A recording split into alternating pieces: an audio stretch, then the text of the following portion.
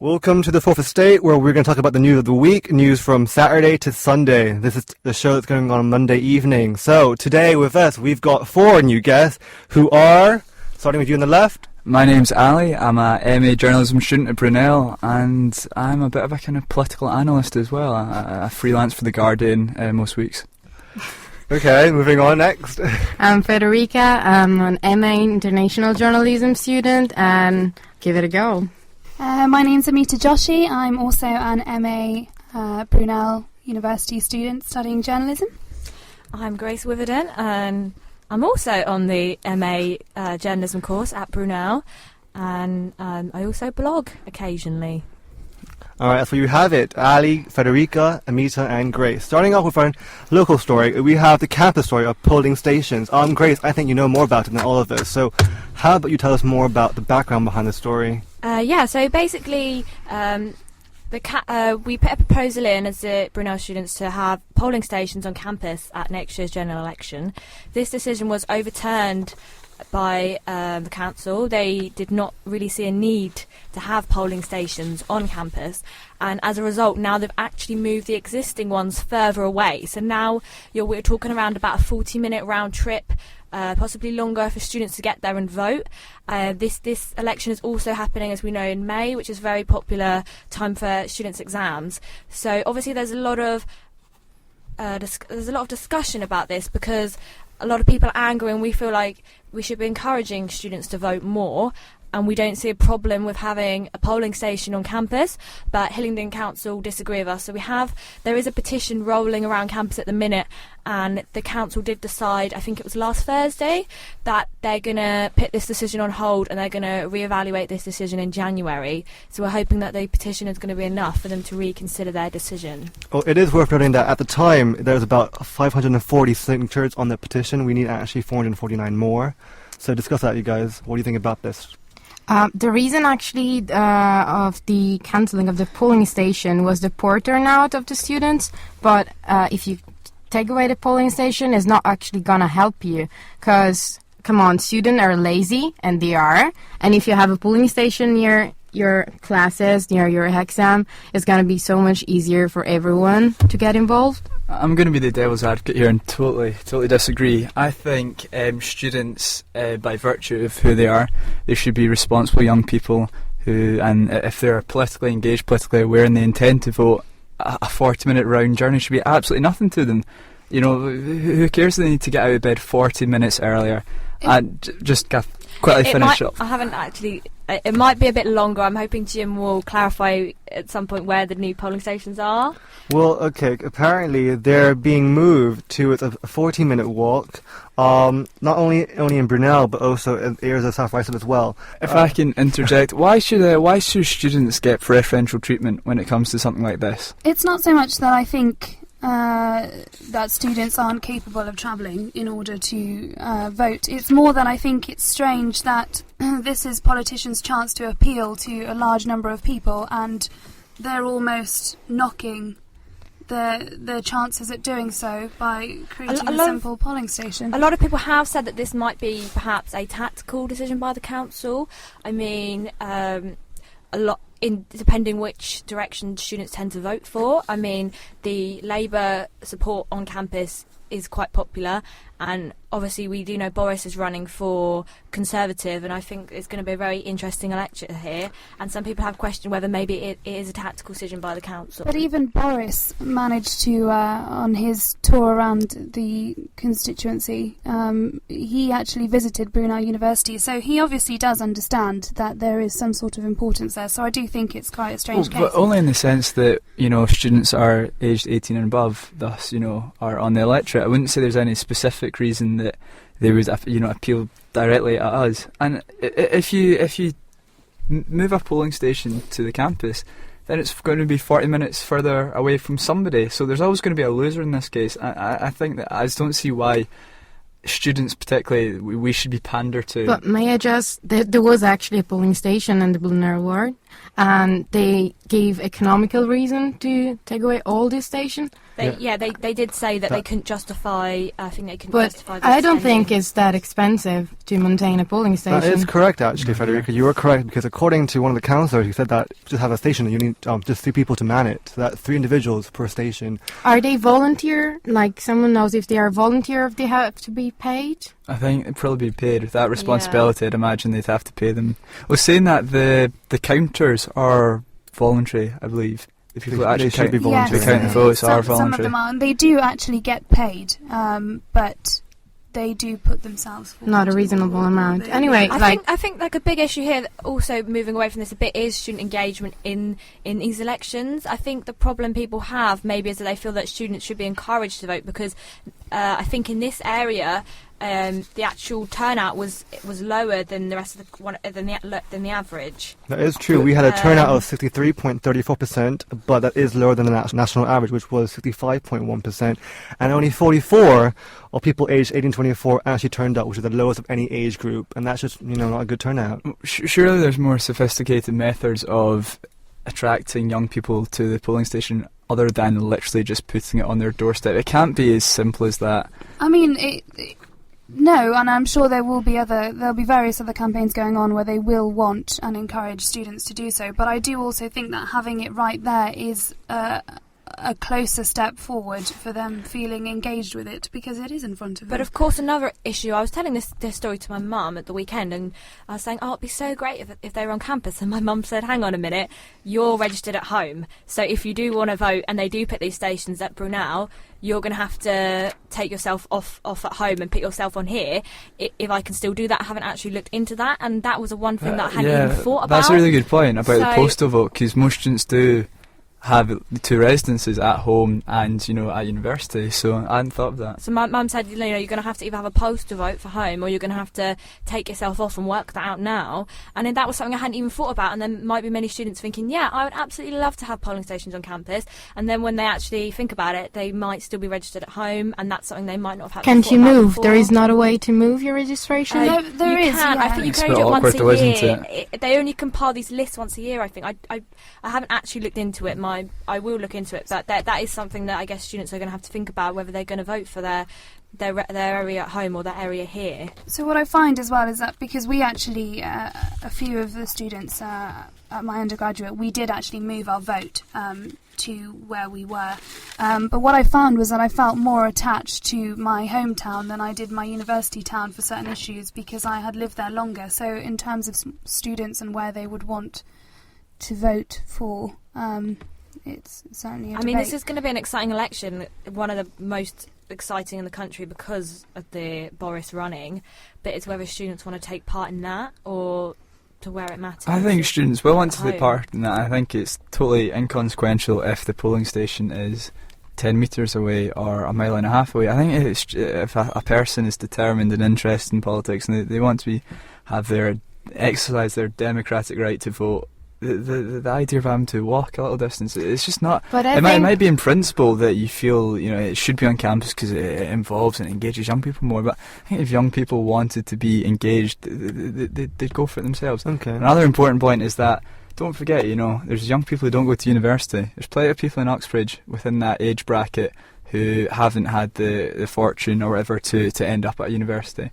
All right. Great point. Now moving towards instead, I think, to the media coverage, because Lernerb, Brunel's paper, said they've only actually interviewed Chris Summers and Graham J. Lee, who's the Green Party candidate, but they didn't reach out to Boris Johnson, who couldn't reach for comment. What do you make of that decision because of Boris not actually responding to this situation? Yeah, they did try and contact him, but he hasn't responded yet, has he? No, he hasn't. He's an exceptionally busy man.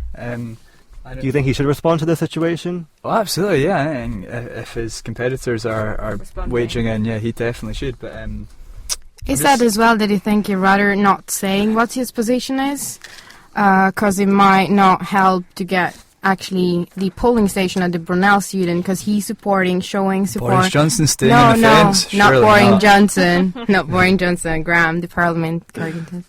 Yeah, and they said in the Lerner's paper that they believe it's to be meant to provoke an effort from Labour to deny Boris a seat. Do you think it's actually sort of a controversial move by Labour to deny Boris winning the seat? Well, no, that's their job. Of course they want to deny Boris when they say they're Labour, he's Conservative. That's the way politics works. But I think... You think it's more of that or more of cost saving? I think there's a certain reservation. I think if you've gone through Chris Summer's manifesto, he's a fantastic guy, but I think even he is under no illusions that it is going to be a very, very uphill battle, and there's a certain level of inevitability in his manifesto that, you know, he's going up not against just Boris Johnson, who obviously has a big popular following, but also the legacy of Sir John Randall, who, you know, has a 11,000 majority in Uxbridge and South Ruislip.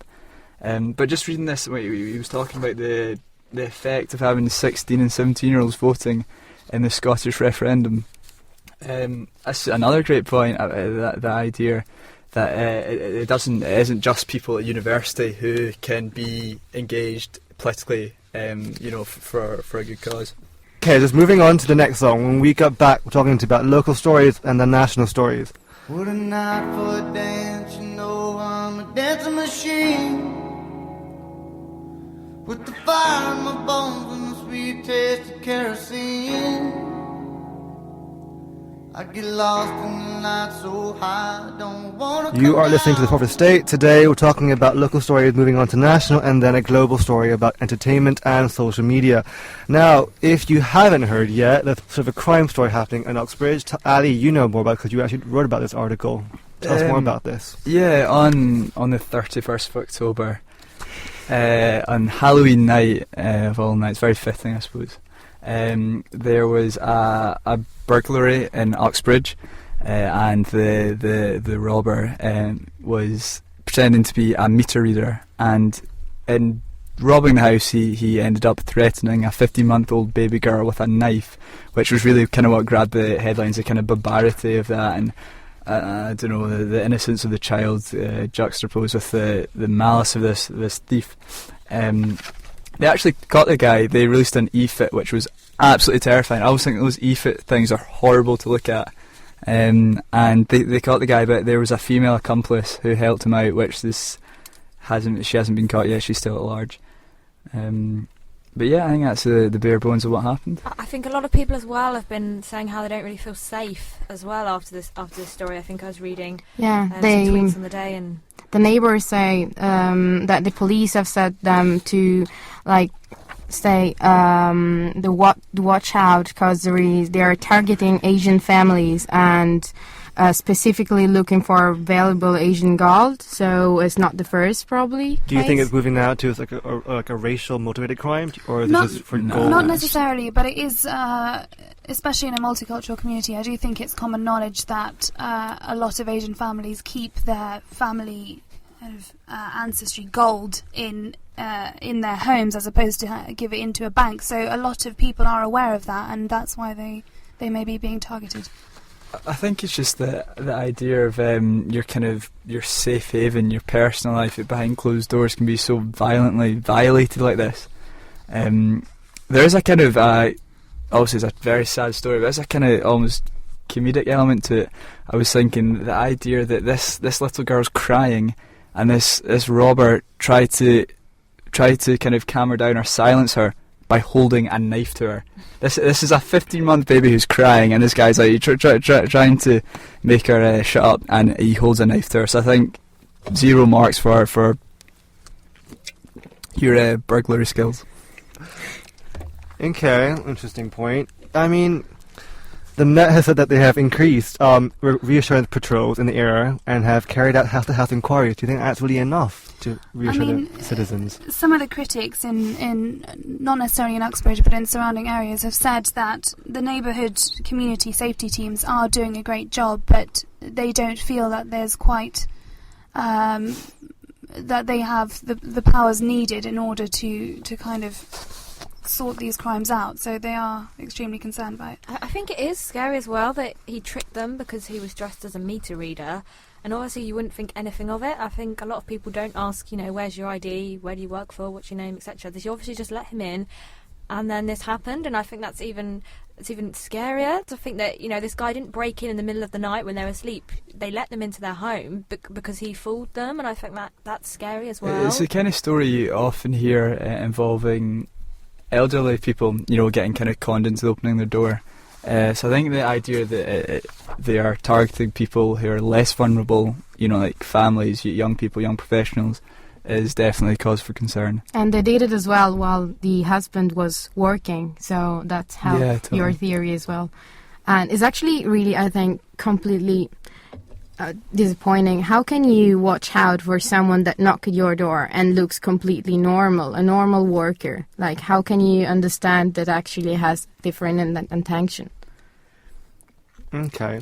And you guys all live in Uxbridge, obviously, but there's been about more than 1,000 jewellery robberies and break-ins in just 3 months. Do you guys even feel safe in your own home, in your own hall? I mean, even at Brunel, we've had some robberies recently, and it doesn't...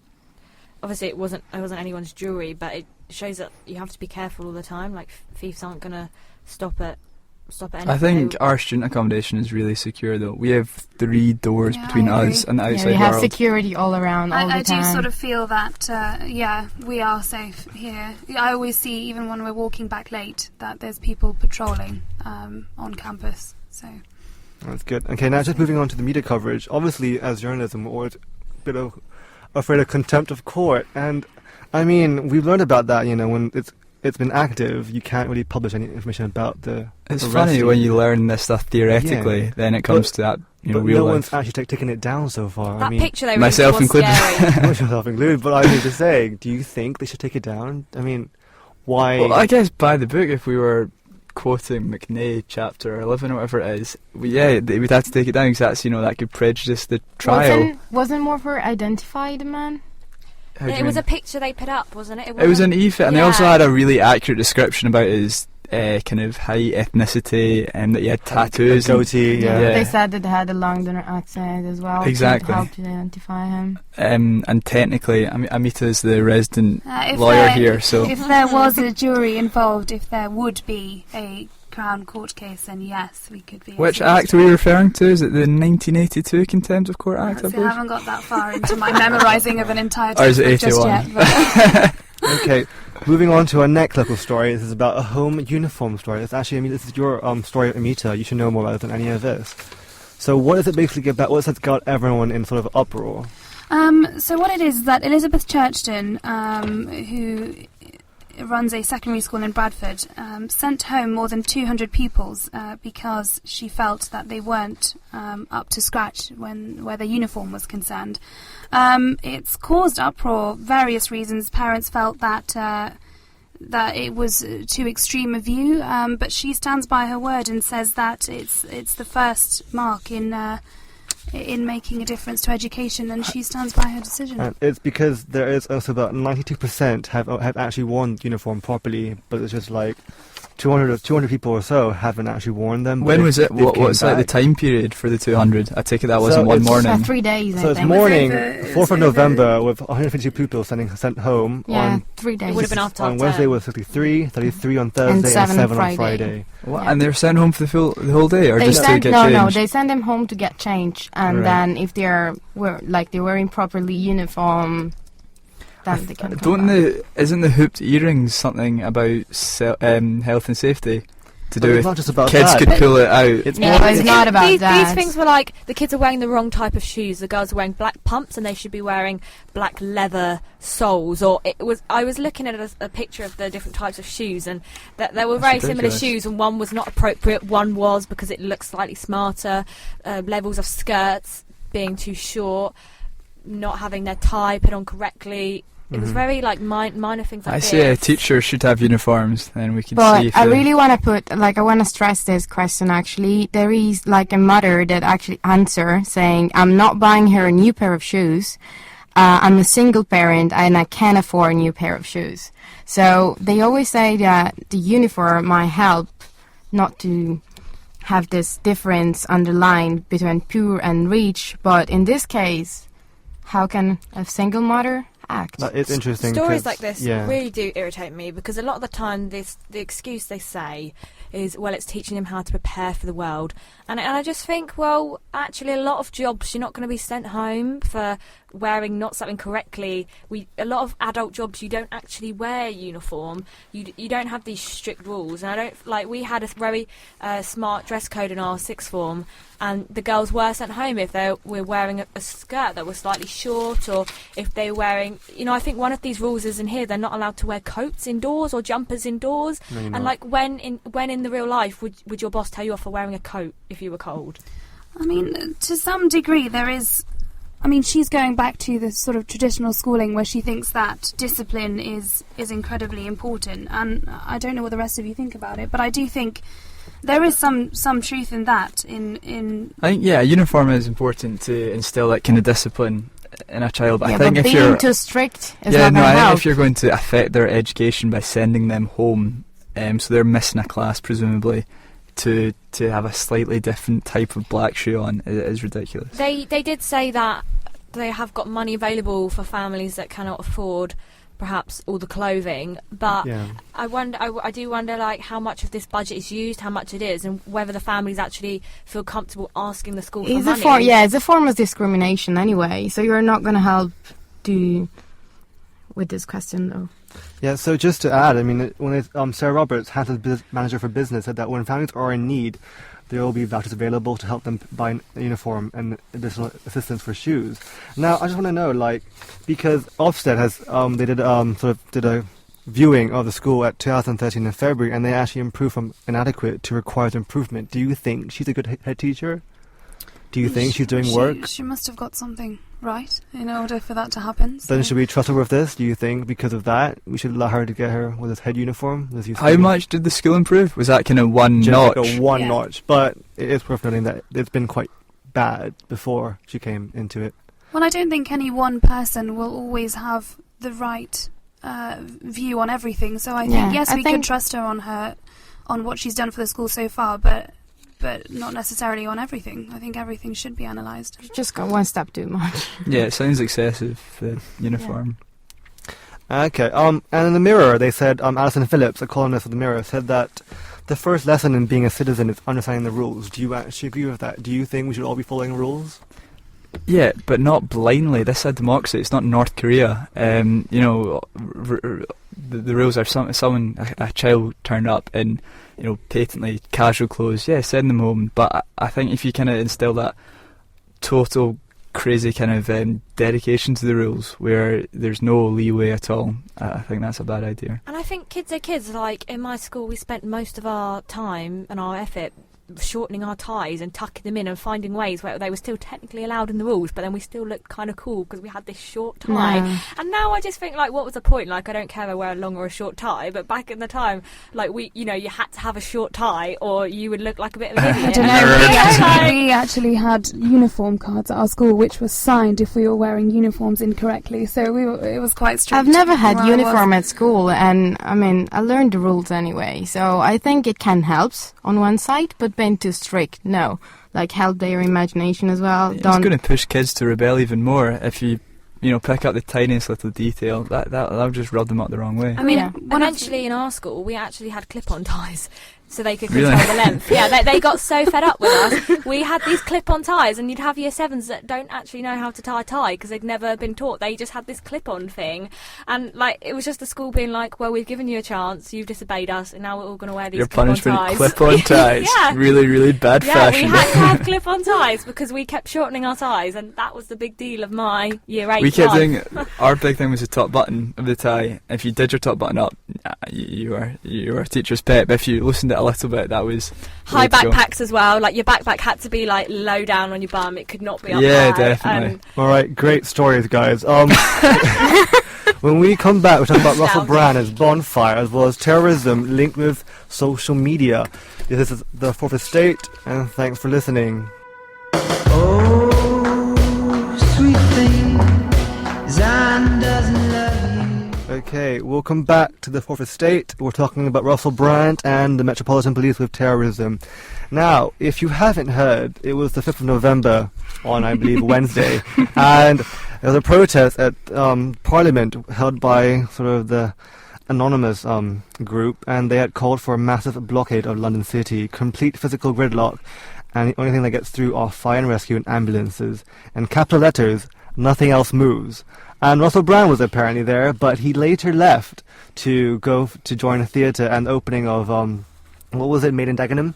It was a theatre, yeah. Yeah, so before we go on to Russell Brand, let's talk about more of these because they happen. Are Anonymous paying royalties to that movie V for Vendetta? Because that is literally how that movie finished. Yeah, the way that's around given a lot of influence to all these people. I was going to say the mask, the Parliament blockade. That's nothing new. Not nothing new, but do you think we should have it every single year? Do you think because it's so often should it be even covered in the news? The police did get an act. They did get they applied before so that they could have the warrant to sort of remove their masks if they thought that they were going to cause terrorism or be a harm. They had this thing where they could remove their masks because they obviously expected it and they knew they knew really what to expect. Do they have any kind of specific, detailed mission statements? So are they just anarchists? What do they hope to achieve? They are anti-capitalist and about freedom of expression, freedom of choice by a guy called himself Old Holborn, and he appeared via video link with Russia Today, and he said that the internet had the power to bring down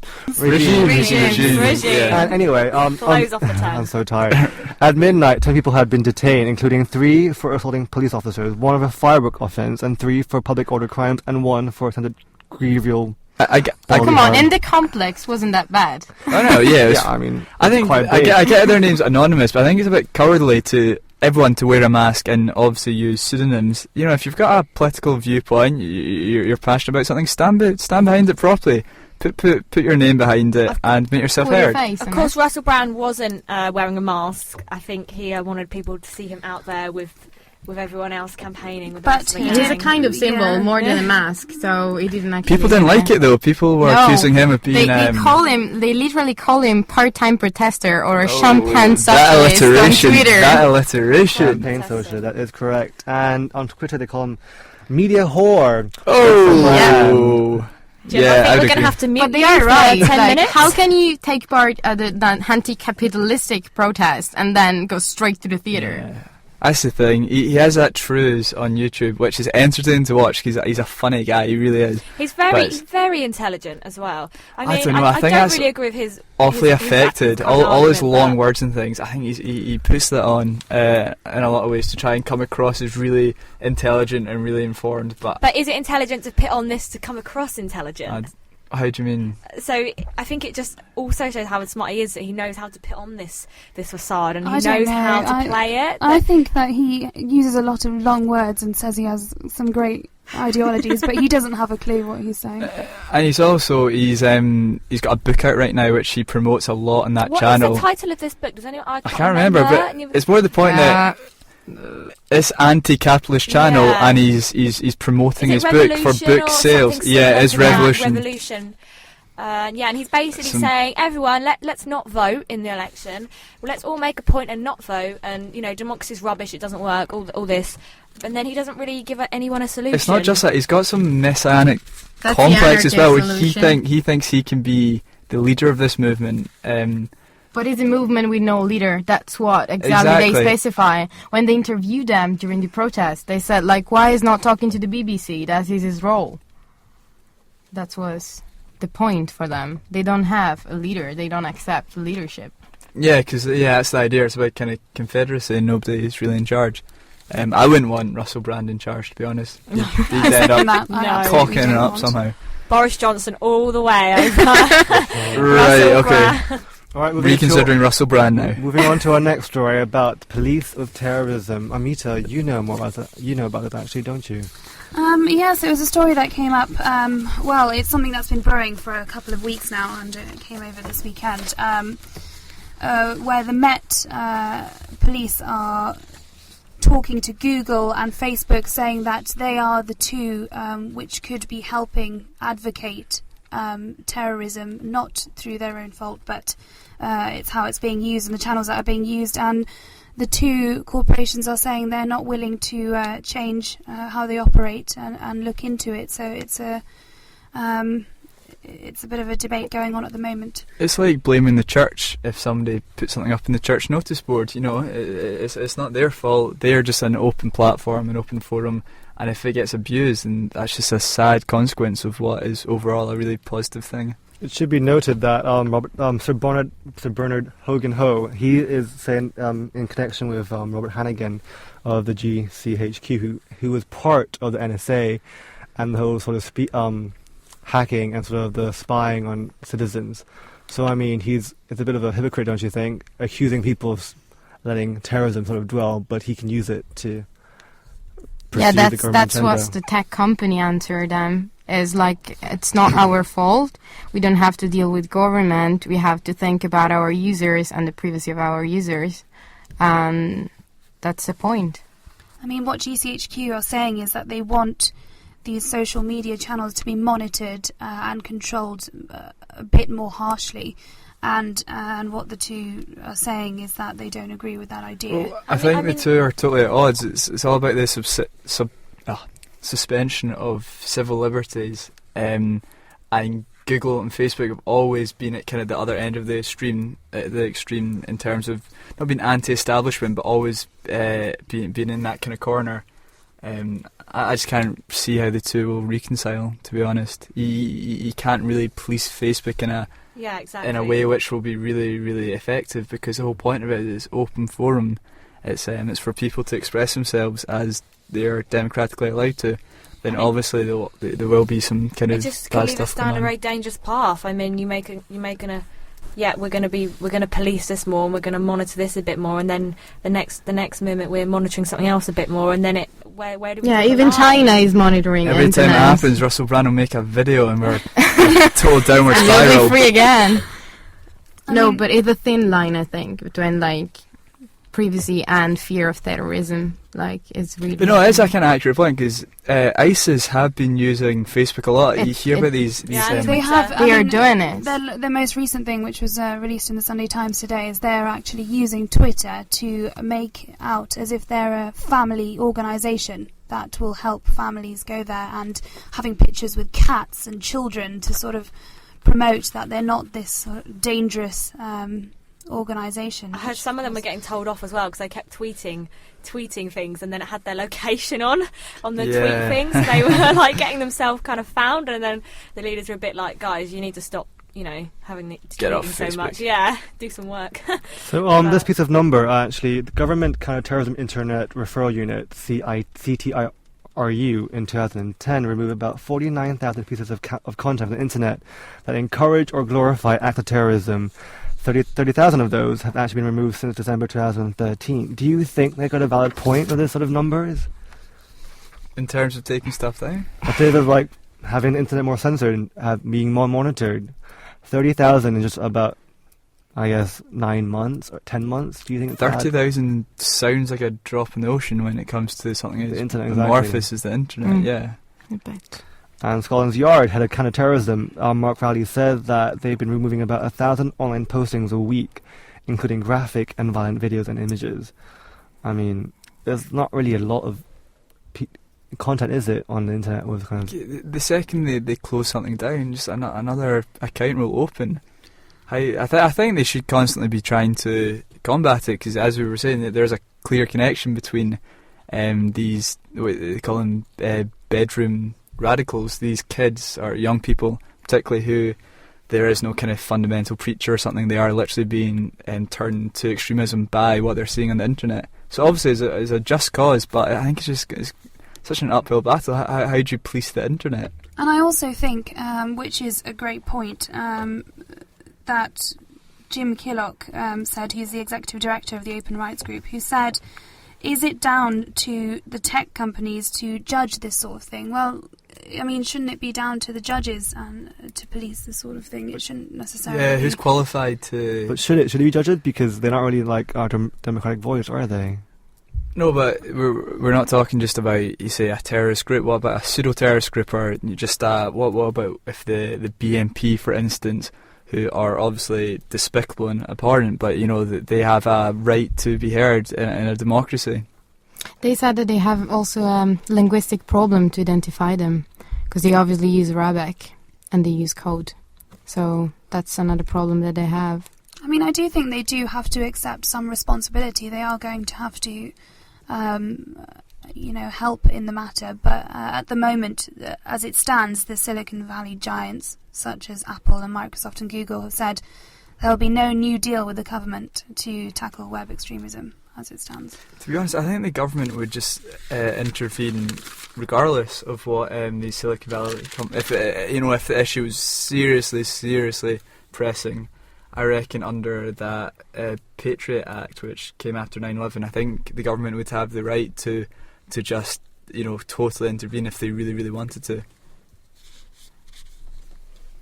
Yeah, I agree. Silenced. I think no, I was just thinking. I agree. I think they do have the right to intervene if it gets out of hand, because ultimately it is about security. But the same appeal anyway has been done in the US as well, for the same reason. I think the government should be taking down selfies pretty soon. They're getting a bit old, to be honest. A government mandated embargo on selfies. Selfies. What about sort of groupies and all the other doggy... Groupies? Oh no, groupies are great, man. Don't They're a bit annoying sometimes. Alright, we're going to cut to a quick break, and then we're going to come back with social media about the new WhatsApp blue ticks, which has got people up in a huge hissy fit. Then we're going on to Lena Dunham, and closing off with John Lewis.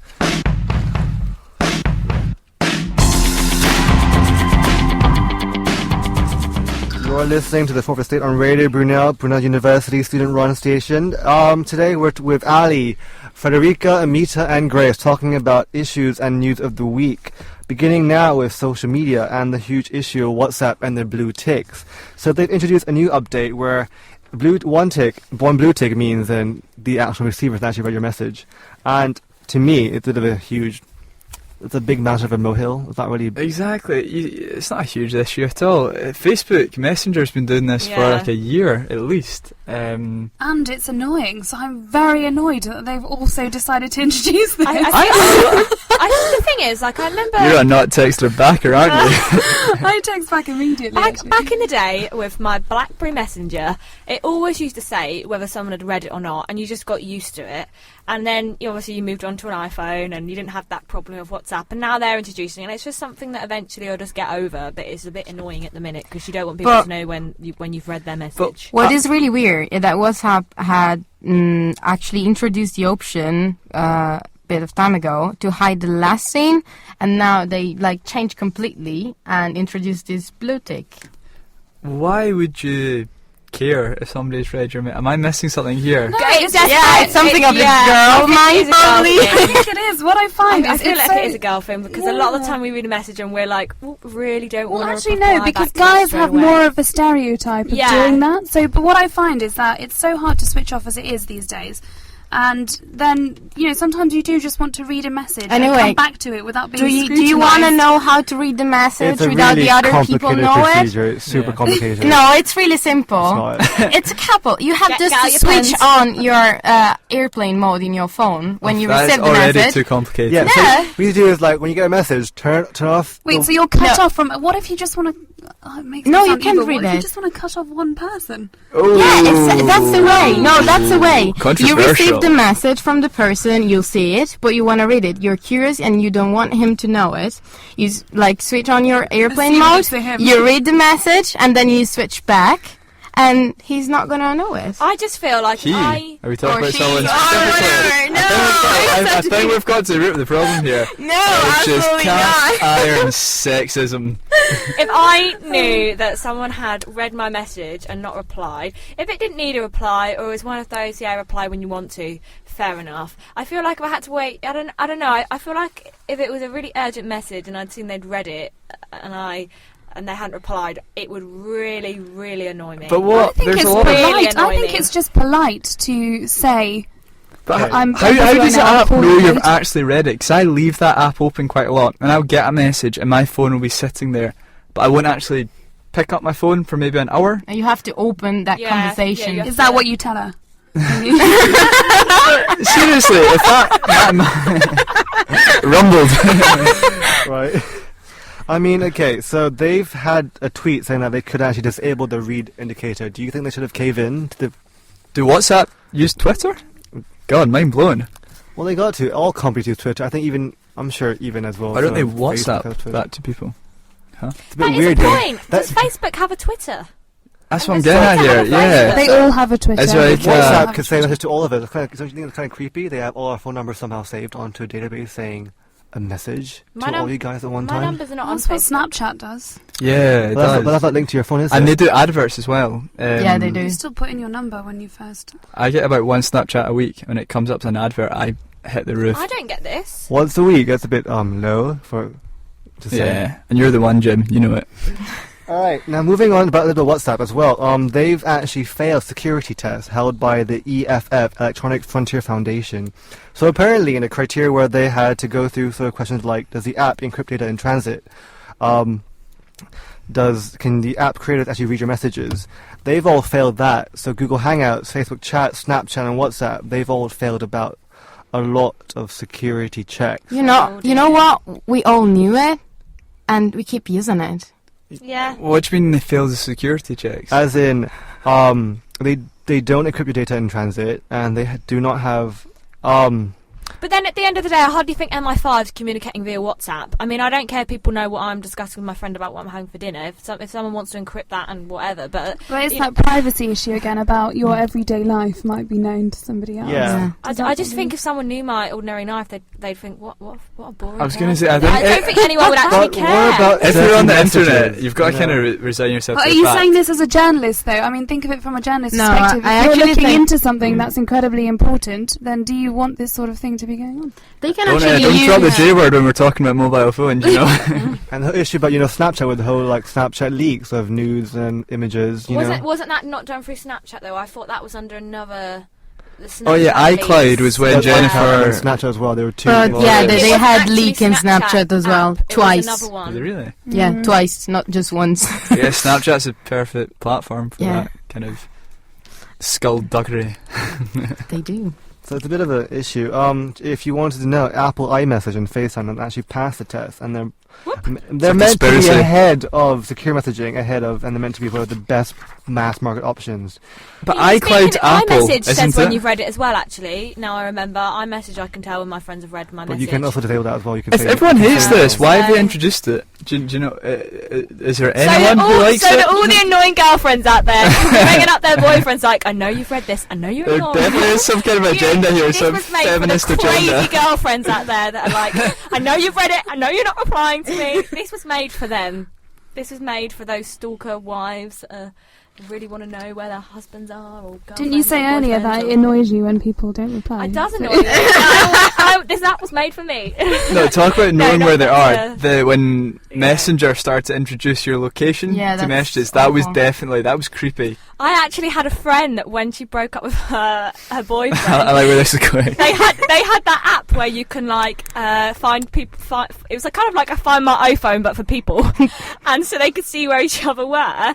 And God. when they broke she know up, she's been she would broadcasting? go on it and see where he was around our village, so she wouldn't have to bump into him. Is And- there a red light district in your village?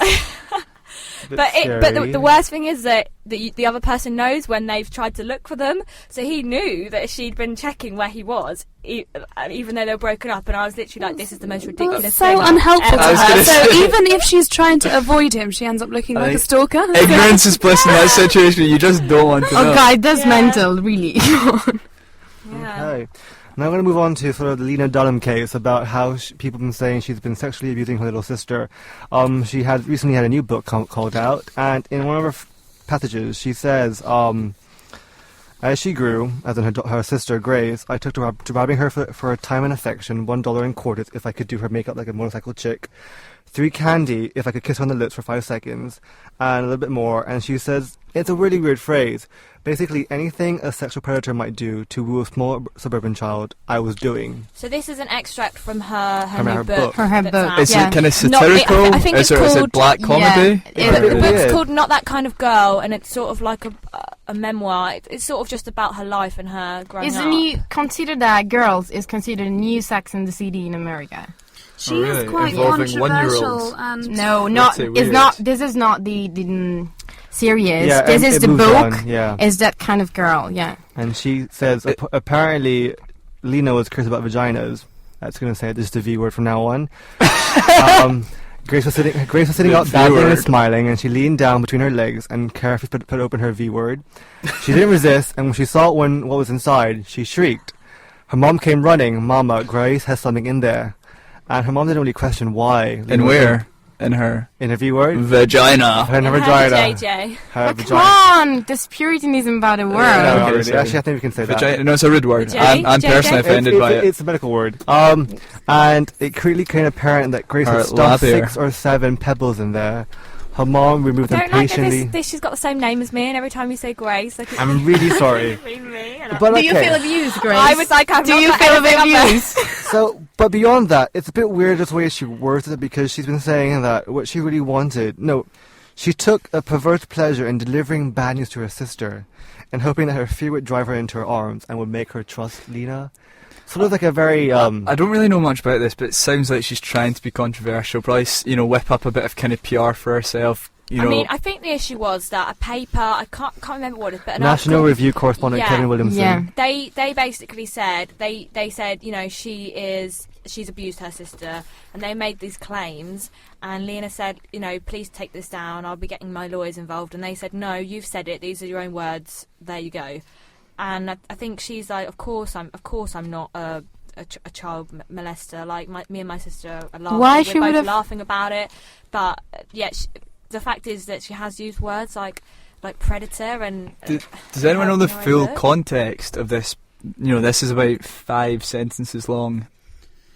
Do you know? It's the story of her life. Of her life, It is, so basically. it- But she's always been she's provocative in yeah. everything she wrote. She's- in everything. She is one of those people who believes that we don't talk enough about sexuality and We about have to be more female open. body, and so she is essentially an open book, which is sort She of actually an issue tweeted, for and this is really funny. And by the way, if you were a little kid and never looked at another little kid's vagina, well, congrats to you. Have you guys all looked at little kids' vaginas when you I were mean, little kids? yeah, mine, but not what that one of my friends. I'm It's okay. 24 now, This has so I taken a don't different look at tone. little Yeah. kids' vaginas. Can I just I was say going to that? say, we need some kind of disclaimer to say stuff like that, Jim. But no, totally, yeah, I had baths with my sister and stuff like that when I was a kid. Yeah. That's just normal, Yeah, yeah. I Yeah, shared of a course. room with my brother until we were a bit older, and it's not. It's curiosity. It's basic Yeah, I curiosity. think it is curiosity. I don't, how was she at the time? 7, and her baby sister was 1. But even at 7, you're not.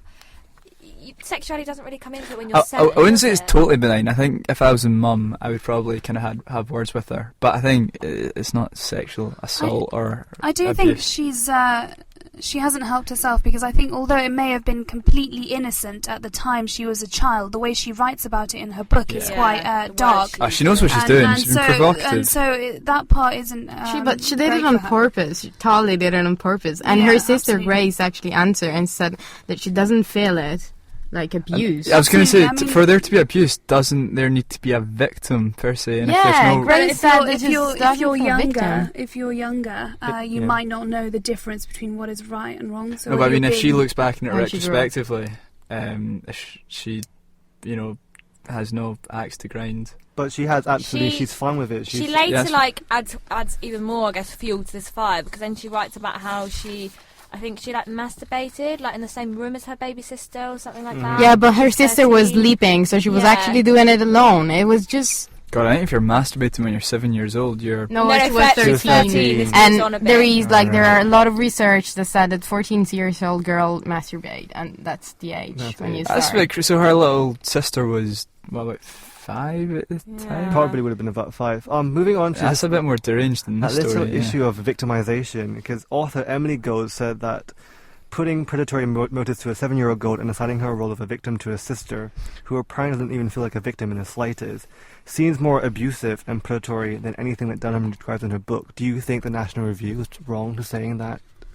I mean, isn't it a bit weird to say she's abusing her child when To her jump to that daughter, to jump to that conclusion. and then even she's fine with that situation in the Well, experience. I think this Dunham character is clearly trying to provoke a response by the way she writes And of course, her she did it. word choice. It gives publicity, and people are going to read the book. They're going to want to read it for themselves, aren't they? I think it's Yeah, 'cause no, now you're curious, Yeah. you know the background, so you're it's gonna no buy it. coincidence the National Review correspondent was this guy Kevin Williamson, who is quite a controversial character himself. Yeah. It's no coincidence that he probably took the story. He has no background in human sexuality or child psychology, and he's actually been renowned for being very provocative, even saying that Lena Yeah. Dunham is. I'm a not saying it was radical. planned, but it's actually gonna help her. Oh, definitely. So it is worth noting she Talking she about did it in a cancel tour massive radio appearances. show like this, so Yeah, they yeah, got, she- they got the publicity. She has cancelled appearances. Now, Amita, I want to ask you actually about this because a comedian called Livy, that's a weird name, she says that a black woman couldn't have written anything that what Lena wrote. I'm I just didn't saying. understand this President quote. Meeting, am I at all. I'm black? assuming a woman of, Where's the- what? woman of colour. A woman Oh, of colour. women of Oh, colour. right. Do you Okay. think, with sort of the stereotypes and stigma, do you think someone else could have written what Lena said and not get in, maybe make a bigger backlash or whatever?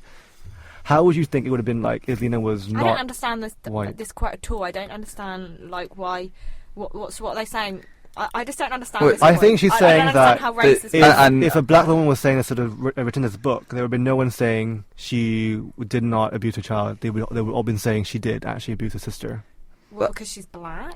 I think it's just a the way case people of, say you it. know, the victimization, marginalization It's of a strong issue in the US. ethnic There's like minorities. Ferguson protest in this period, like it was actually a strong issue, but I don't know how could it have been So, related to this. Amita, because I did ask you the question, what do you think? Wait, do we need to explain that Amita's ethnicity or something to give Yeah, this I said relevance?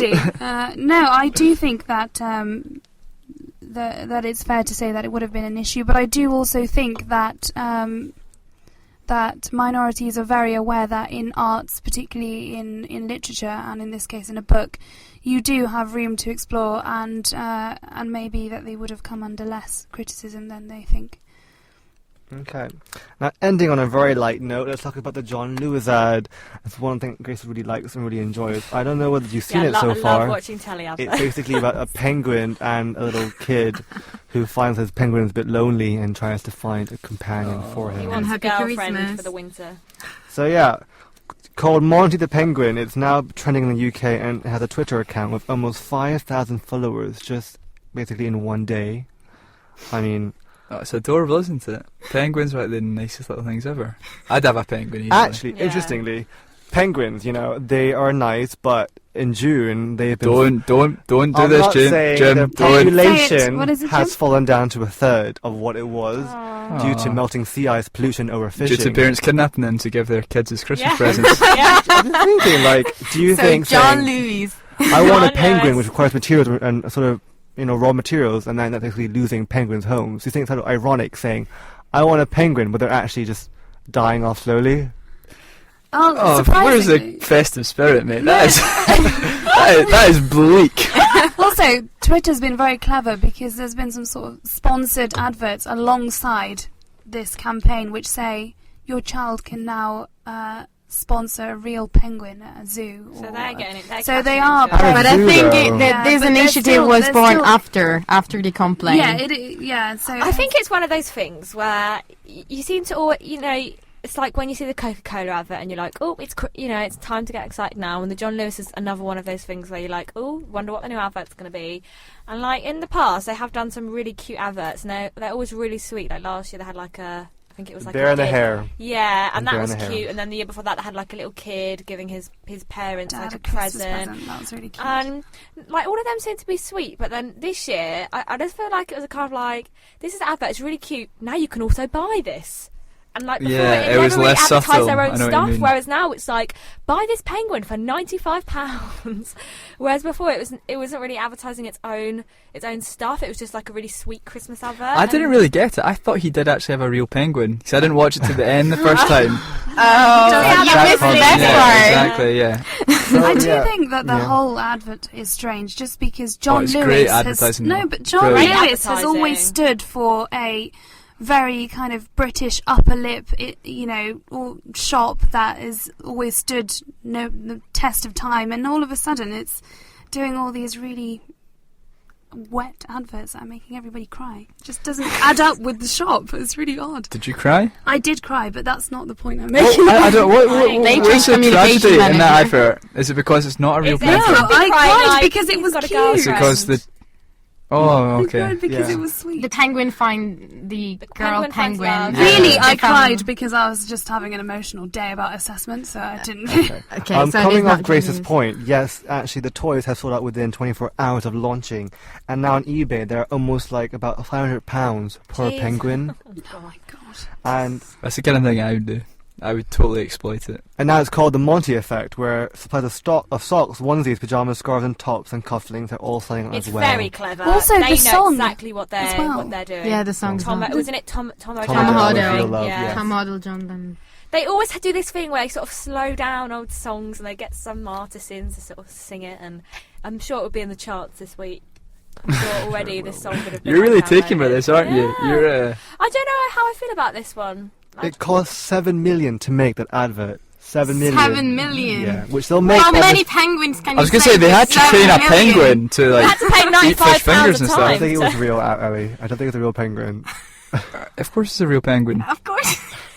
Didn't you see the advert? Of course, it's a real. Jim, it's Jim, you're Christmas. ruining You can't Christmas. say that. Don't say it.